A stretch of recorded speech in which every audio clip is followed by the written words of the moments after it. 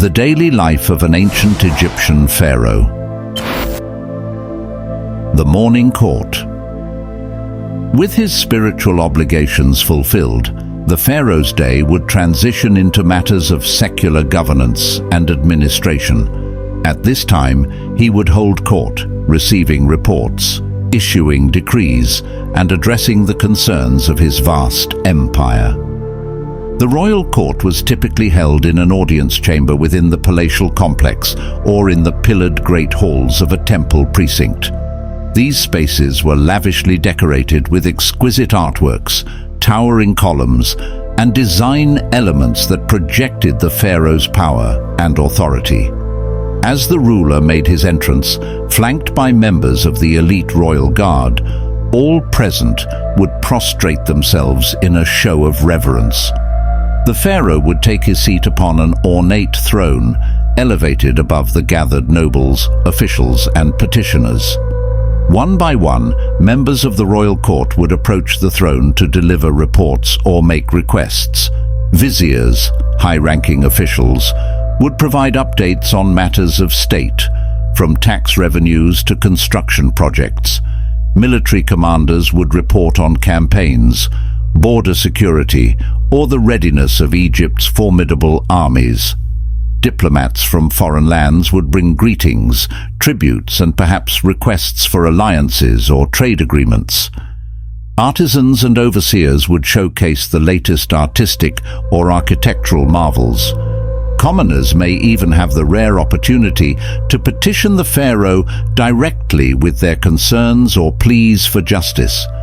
As these matters were presented, the pharaoh's role was to listen intently, weighing each issue through the lens of Ma'at, discerning what was truth from falsehood, what upheld order and balance. His words were seen as divinely inspired decrees that carried the full weight of law. Aided by a cadre of viziers and scribes, the pharaoh would issue his commands, green-lighting projects, approving laws, making judicial rulings, or setting tax policies. His decisions impacted every facet of Egyptian society and could quite literally be a matter of life or death for his subjects. The morning court was as much a ceremonial display of the pharaoh's absolute power as it was a crucial administrative process.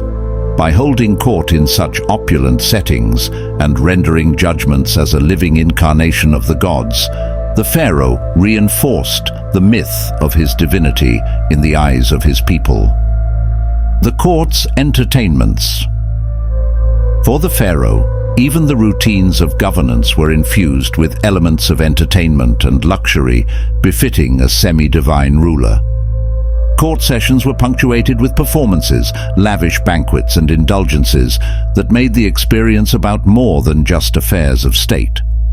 As the pharaoh presided over the morning audiences, a steady stream of entertainers would take turns providing a vibrant backdrop of music, dance, acrobatics, and even humor. Troops of dancers, adorned in elaborate costumes and jewelry, would undulate their bodies in rhythmic movements, accompanied by the percussive beats of clappers and sistrums. Musicians playing ornate harps, lutes, pipes and drums would fill the court's halls with hypnotic melodies and rhythms. Acrobats and contortionists would captivate with feats of physicality and dexterity, while comedians regaled the court with satirical sketches and plays. These entertainments served not only as diversion for the pharaoh, but were seen as a means of spiritually energizing the ruler and his court. The music was believed to harmonize with the cosmic frequencies that governed existence, while the dancers' movements channeled the life forces embodied by the gods. As the morning's affairs progressed, the air would become thick with the heady aromas of exotic spices, flowers, perfumes, and clouds of burning incense. At certain intervals, priestesses adorned as the goddess Bastet would make ceremonial processions, filling the air with the hypnotic shaking of sacred sistrums. And of course, no royal court would be complete without lavish banquets and libations.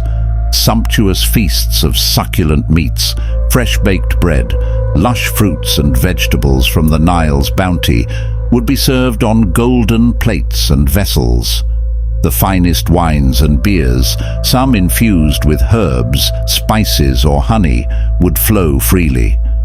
For the pharaoh, these courtly indulgences were not just sensory pleasures, but a means of physically embodying his semi-divine status through the consumption of earth's bounties.